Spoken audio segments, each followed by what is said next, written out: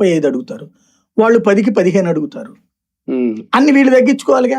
నియోజకవర్గాలు పునరం జరిగితే ఓకే, అప్పుడైనా పర్సంటేజీ లెక్కనే అడుగుతారు వాళ్ళు. ఇప్పుడు ఏంటంటే అసెంబ్లీ ఎలక్షన్ లో వీళ్ళ మనుషులు తీసుకెళ్లి వాళ్ళ పార్టీలో పెట్టుకున్నారు, వాళ్ళ పార్టీ క్యాండిడేట్లే. స్థానిక ఎన్నికల్లో అది కుదరదు. వీళ్ళ భయం ఏంటంటే జనసేన వాళ్ళ భయము, తెలుగుదేశం వాళ్ళైతే తమకి సీట్ రాలేదనేసి అవతలకి వెళ్తారన్న భయం లేదు టీడీపీ వాళ్ళకి, వైసీపీ దగ్గరికి పోతారన్న భయం లేదు. మళ్ళీ ఏదో ఒకటి మనం ఇస్తాంలే అని మన దగ్గరే ఉంటారు, మన కార్యకర్త చాలా స్ట్రాంగ్ గా ఉంటాడు. అయితే ఒకళ్ళు 0.0000001% ఉంటదేమో గానీ మాక్సిమం మనతోనే ఉంటారు అనేది వాళ్ళ తెలుగుదేశం.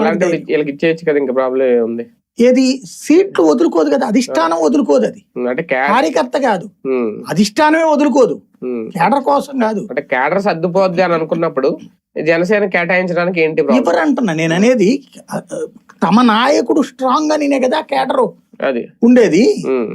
ఇక్కడ వీళ్ళకి వచ్చేటప్పటికి ఏంటంటే ఈ ట్రిప్ మనం ఇవ్వకపోతే గనక వైసీపీ వైపుకి వెళ్ళి అక్కడ సీట్లు పొందేస్తారనేటటువంటిది వీళ్ళకున్న ఫీడ్బ్యాక్.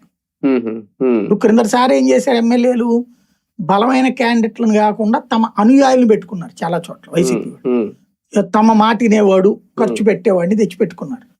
ఎందుకని? ఏకగ్రీవాలే కాబట్టి. అదే పోటీ అయి ఉంటే అప్పుడు కూడా సరైన వాళ్ళని తెచ్చిపెట్టేవాళ్ళు, పవర్ఫుల్ వాళ్ళు.